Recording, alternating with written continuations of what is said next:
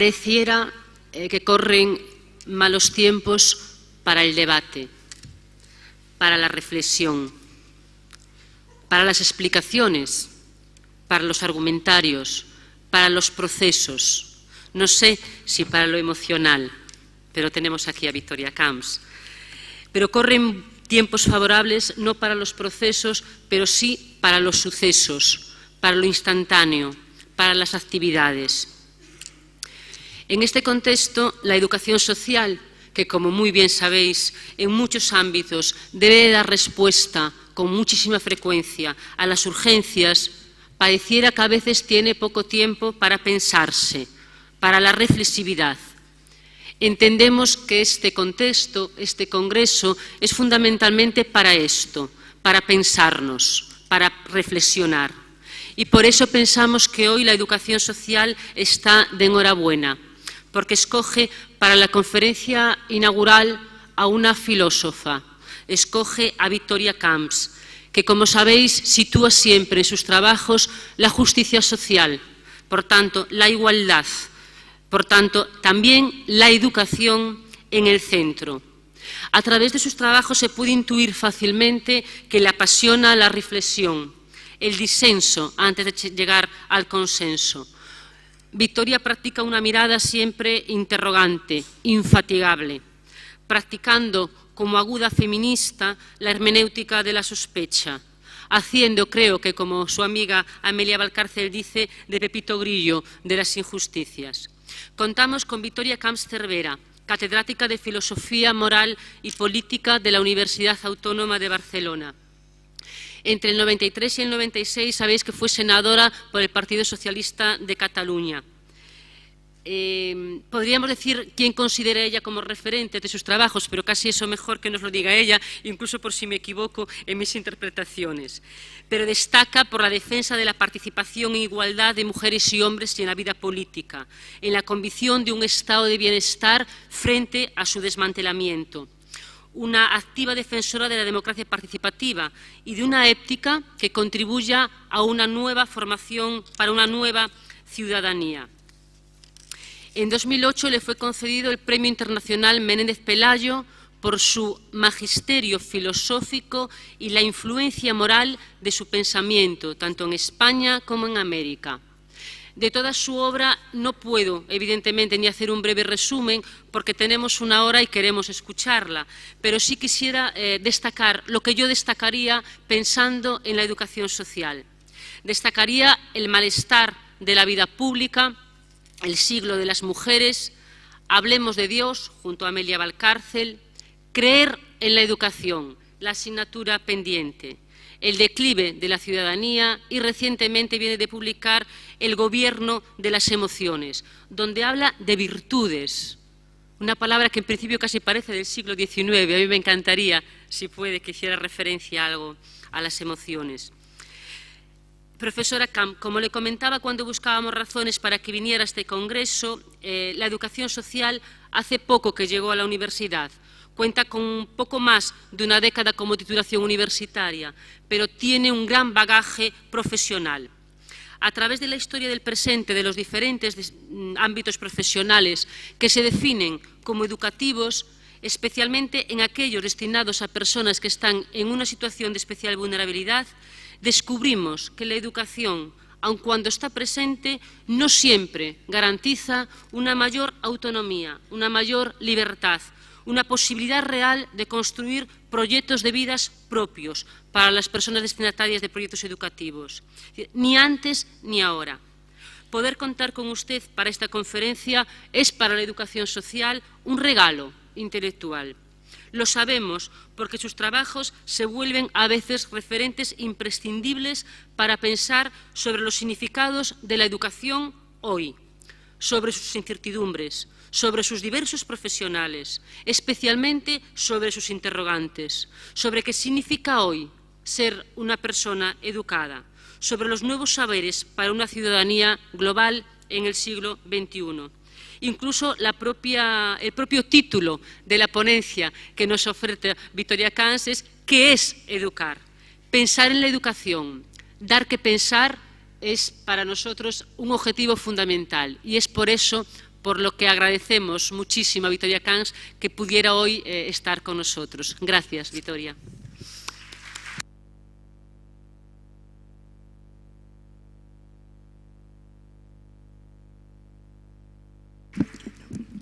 Bueno, un saludo a todos, amigas y amigos. Muchas gracias a Ana Iglesias por la cariñosa presentación y sobre todo por la invitación de este congreso y la confianza que se me da al encargarme la conferencia inaugural, ¿no? Que es todo un honor para mí. He de decir que yo me resistí cuando me invitó Ana Iglesias a aceptar esta invitación, porque le dije, yo no sé gran cosa de la educación social, desconozco el trabajo de los educadores sociales y por lo tanto no sé si lo que yo pueda decir sobre educación les podrá interesar mucho. Ella insistió, ¿no? Y bueno, la insistencia finalmente siempre gana y siempre honra, y aquí estoy. Y espero que lo que yo les pueda transmitir pues les sirva de alguna cosa y les pueda ayudar en su trabajo. Yo he llegado a la educación a través de la ética, es decir, la reflexión sobre la moral, sobre qué debemos hacer, sobre la formación de la persona, que es finalmente lo que se propone la ética, el inculcar unos valores, unas normas, unos principios que sirvan de horizonte a la actividad de las personas y al comportamiento. Eso es lo que finalmente a mí siempre me lleva al campo de la educación, como les ocurría a los griegos, ¿no? Cuando hablaban de las virtudes, que ellos entendían la virtud es la excelencia de una cosa, las virtudes son aquello que caracteriza la excelencia de las personas, y decían, hablar de virtudes está muy vinculado con la paideia, ¿no? Con la educación. Entonces, yo lo que voy a hacer aquí es articular mi presentación en 4 grandes cuestiones o 4 grandes preguntas. Se dice que los filósofos lo único que sabemos hacer un poco es preguntar, ¿no? Hacer preguntas. En las respuestas no nos lucimos demasiado, porque cada cual responde lo que puede, ¿no? Y bueno, las preguntas se mantienen, ¿no? Esta es la cuestión. Las preguntas se mantienen porque son preguntas que nunca se agotan. El significado y las respuestas nunca se agota en unas respuestas concretas. Voy a articular, como digo, la presentación en 4 grandes preguntas. La primera es, ¿qué significa educar? ¿Cuál es el significado de educar? En segundo lugar, ¿por qué educar es un derecho? Porque es un bien básico que hay que garantizar a todo el mundo. La tercera, ¿a quién le corresponde educar? ¿Quiénes son los agentes de la educación? Y la cuarta, ¿cómo hay que educar? Ya digo, no confíen demasiado en las respuestas, sino en la reflexión en torno a las preguntas, ¿no? Que creo que puede dar una base para que cada uno de ustedes luego puedan utilizar esas preguntas de la forma más conveniente. ¿Qué significa educar? ¿Qué es educar? Educar siempre hay que ir a la etimología, al término original, y además en este caso el término original ayuda mucho. Ducere, ex ducere, significa tanto guiar como extraer de la persona lo mejor que lleva dentro, extraer algo, ¿no? De dentro. Los dos conceptos son buenos para entender qué significa educar. Educar es guiar, es establecer unas pautas de comportamiento. Educar es extraer de la persona lo mejor que lleva dentro, lo que decía Sócrates que él hacía. Sócrates identificaba su quehacer con un método que llamaba la mayéutica y que identificaba con el trabajo de la comadrona. Sócrates era hijo de una comadrona y decía que lo que hacen las comadronas es ayudar a nacer a los niños, ¿no? Ayudar a que el niño salga del vientre de la madre. Eso es educar, ¿no? Esa era para Sócrates la función de la filosofía, el poner en cuestión el conocimiento más o menos sabido por sus interlocutores y el hacer ver que aquello que pensaban que sabían no lo sabían del todo, sino que había que profundizar más. A mí me gusta mucho este origen, ¿no?, de la palabra educar, sobre todo porque la necesidad de conectar educar y ética está implícito en ese significado.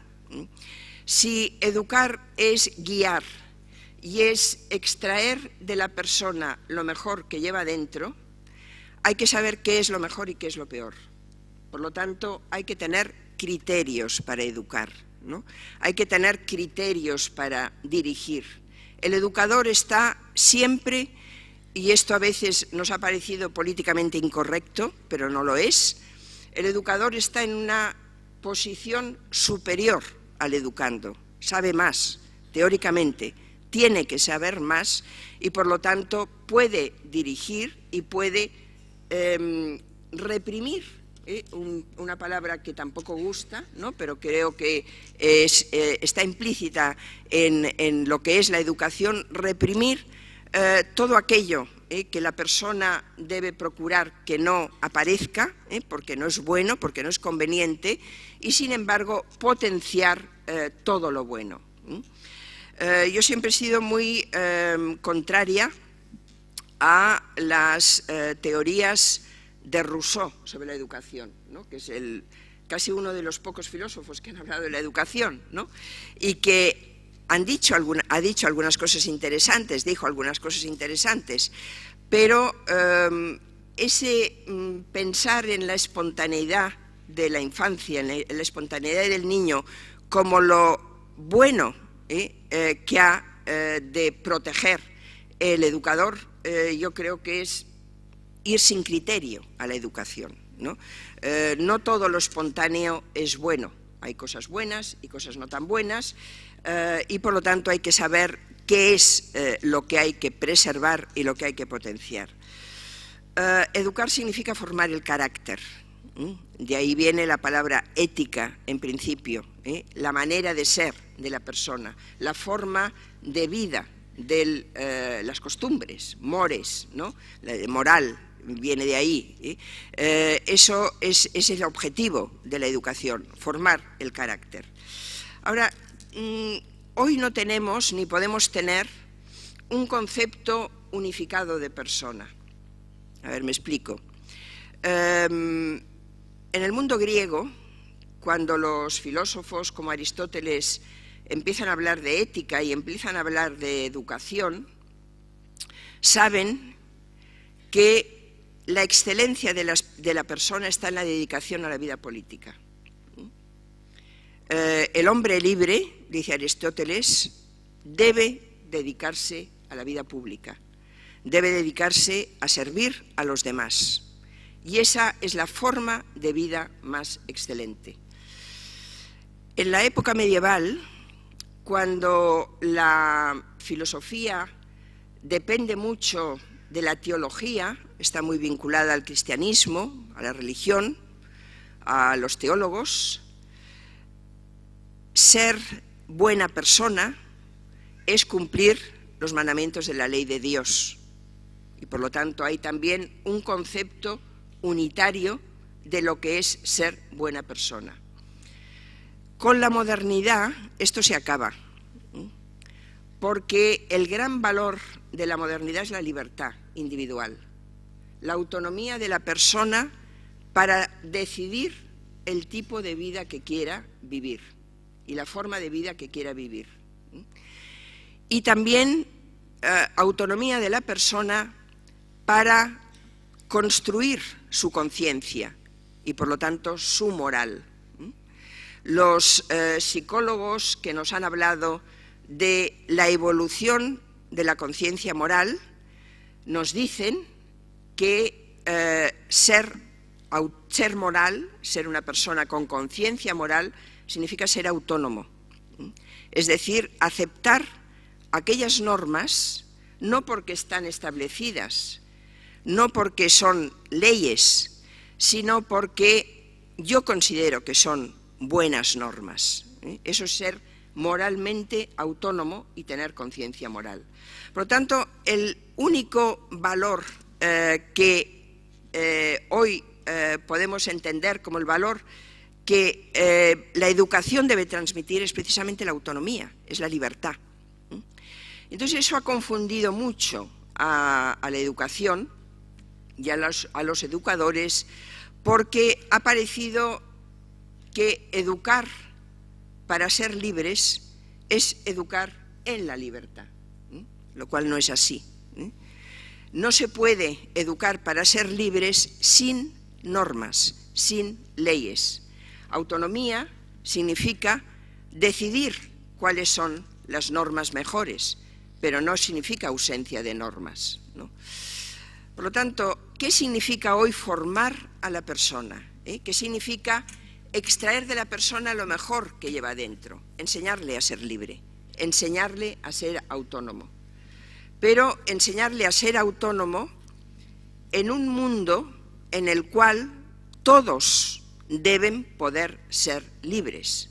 Por lo tanto, no hay auténtica autonomía, auténtica libertad, si esa libertad no es para todos, si esa libertad no coincide con la convivencia, con la civilidad, con la posibilidad de que todos puedan ejercer igualmente su libertad. No tiene nada que ver la libertad con la ausencia de normas. Tiene que ver con el poder elegir desde las posibilidades que me ofrecen las normas de convivencia. Por eso está muy vinculada la educación moral a lo que hoy llamamos educación cívica. Yo he dicho muchas veces, el civismo hoy es el mínimo común ético que todos necesitamos. Es lo que configura al ciudadano, los valores, las virtudes que hacen del ciudadano un ciudadano. Eso es el civismo. Lo cual significa que ser ciudadano no es solo ser sujeto de derechos, sino también ser sujeto de deberes. No es solo reivindicar unos cuantos derechos, entre los cuales está el derecho a la educación, sino también sentirse partícipe de una sociedad y de un Estado que tiene que garantizar esos derechos y tiene que garantizarlos a todos, y por lo tanto algo hay que aportar para que esos derechos sean posibles. Para resumir pues este primer punto, ¿no? ¿Qué significa educar? Educar significa hacer personas autónomas. Autónomas, es decir, personas que configuren su vida en torno a unas normas de valores fundamentales que hagan posible no solo su libertad individual, sino también la libertad de los demás, la libertad de todos. Y por lo tanto, ser autónomo, educar significa hacer personas autónomas y personas cívicas, o personas, si quieren, civilizadas, ¿no? Que más o menos la matriz, la raíz de la palabra es la misma, personas capaces de vivir en la ciudad. A mí siempre, cuando explico ética a mis alumnos, siempre me ha ido muy bien, y sobre todo me ha ido muy bien cuando el público está especialmente sensibilizado hacia la pedagogía, hacia la educación. La explicación que hace Platón en uno de sus diálogos, el Protágoras, sobre la necesidad de enseñar la virtud, o la necesidad de enseñar la ética, que es el mito de Prometeo. Es una interpretación que hace Protágoras, un sofista, ¿no?, que discute con Sócrates sobre si se puede o no se puede enseñar la moral, y Protágoras, que defiende que sí, que se puede enseñar, aduce para ello, para explicarlo, el mito de Prometeo. Como saben, Prometeo fue el que robó el fuego de los dioses para dárselo a los hombres. Según la interpretación de Platón de ese mito, Prometeo roba el fuego de los dioses porque los hombres, una vez creados por Zeus, se encuentran indefensos, sin posibilidades, sin atributos, sin capacidades para defenderse de los demás hombres, para defenderse de los animales, para defenderse de las adversidades. El fuego simboliza a la técnica, a la posibilidad de construir una vivienda, de manipular los alimentos, de construirse también armas y poderse defender y poder sobrevivir. Pero una vez Prometeo ha dado el fuego a los hombres, Zeus se da cuenta de que no es suficiente la técnica. Los hombres se pelean entre ellos y corren el peligro de destruirse unos a otros y de que la especie humana desaparezca de la Tierra. Entonces Zeus manda a la Tierra a Hermes para que les dote a los hombres de dos cosas: el sentido moral, en griego hay dos, una palabra que se traduce como eso, el sentido moral, la conciencia moral, y la virtud de la justicia. Y lo más interesante no es esto, sino lo que le pregunta Hermes a Zeus. Dice: ¿cómo debo distribuir esos valores? ¿Debo dárselos a unos pocos para que sean estos los que administren las ciudades y gobiernen a los demás? Porque serán los sabios los que tienen esos valores. Y Zeus le dice: no, esos valores tiene que adquirirlos todo el mundo, porque la persona que no los adquiera no es digna de vivir en la ciudad y debe ser expulsada de la ciudad. Es como la primera fundamentación de la moral, de la filosofía, ¿no? Sin valores éticos, sin esos valores que hoy llamamos de la civilidad, valores cívicos, nadie tiene derecho a vivir en la ciudad, ¿no? Y eso es lo que hay que fomentar a través de la educación, a través de la formación de la persona.